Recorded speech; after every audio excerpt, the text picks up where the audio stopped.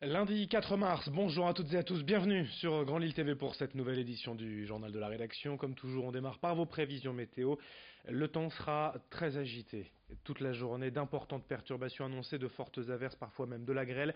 Quelques coups de tonnerre aussi possibles, localement beaucoup de vent, des rafales jusqu'à 100 km/h sont annoncées.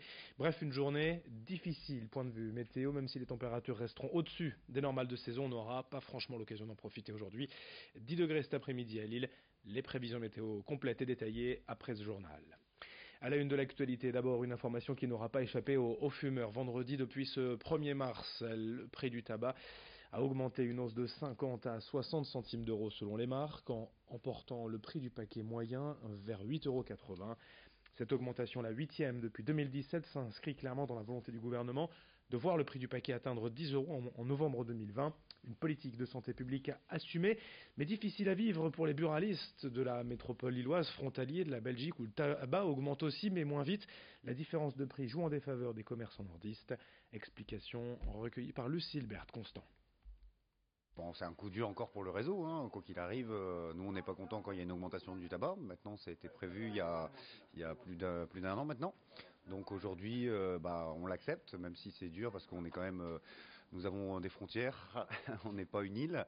Donc c'est sûr que les gens, nous ici à Lille, vont plus aller en Belgique, ils vont pas arrêter de fumer pour autant, ils vont s'approvisionner ailleurs que dans le réseau officiel, quoi. Au niveau du chiffre, on va dire qu'il se maintient puisque forcément ça augmente, moins de clients mais ça augmente. Par contre, au niveau fréquentation de l'établissement, c'est des gens qui viennent plus prendre un café ou prendre un paquet de chewing-gum ou un briquet ou ainsi de suite. C'est plutôt les ventes secondaires qu'on a de moins en moins. Le salon de l'agriculture s'est terminé ce week-end et encore une fois la région s'est distinguée par ses bons produits, son savoir-faire et son accueil. Exemple avec le traditionnel concours agricole et les bières artisanales. 26 médailles en tout pour les deux départements du Nord et du Pas-de-Calais, je crois qu'on peut l'affirmer sans en douter, la région produit les meilleures bières de France. Parmi les médaillés, citons la brasserie Moulin d'Ascq qui revient avec 4 récompenses. Ici on ne produit qu'en bio avec un vrai respect de l'environnement dans la production. Les dirigeants étudient actuellement d'ailleurs comment récupérer leurs bouteilles en verre sur un modèle de consigne. La brasserie Moulin d'Ascq devrait également s'agrandir d'ici 2020. Explication complémentaire au micro de Vincent Vieillard. On travaille actuellement sur un sujet de retour à la consigne chez Moulin d'Ascq. On est aux prémices, vraiment on essaie d'identifier toutes les problématiques, tous les freins qu'il faut lever pour pouvoir imaginer renvoyer la consigne. Donc effectivement la vidange, comme on appelle ça en Belgique, que les clients puissent retourner leurs bouteilles pour s'inscrire vraiment dans une démarche de zéro déchet. C'est dans notre ADN d'une brasserie bio.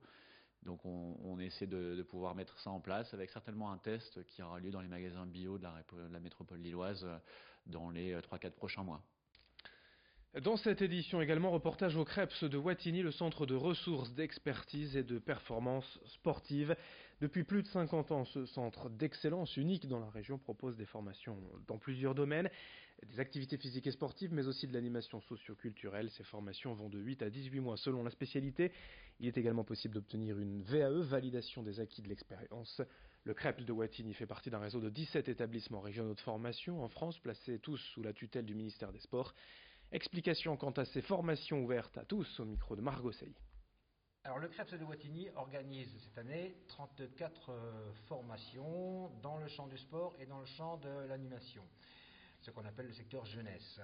Donc nous avons différents dispositifs sur ces formations qui sont organisées. Donc formation classique en général sur 10 ou 11 mois, une année scolaire, et puis des formations plus longues qui s'adressent à l'apprentissage ou au contrat de professionnalisation et qui peuvent aller jusqu'à 2 ans de temps de formation.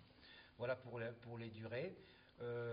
Donc nous accueillons, comme vous l'aurez compris, aussi bien des stagiaires que des apprentis, que des salariés, mais également depuis l'an dernier des Parcoursup, puisque nous avons 45 postes ouverts sur 5 formations différentes pour les Parcoursup.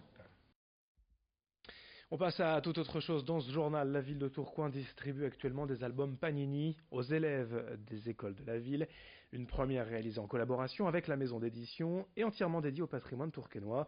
Les fameux albums Panini existent depuis les années 70 en France et s'ils sont surtout connus des amateurs de football, ils se diversifient désormais et offrent ainsi la possibilité aux villes d'intéresser les plus jeunes à l'histoire.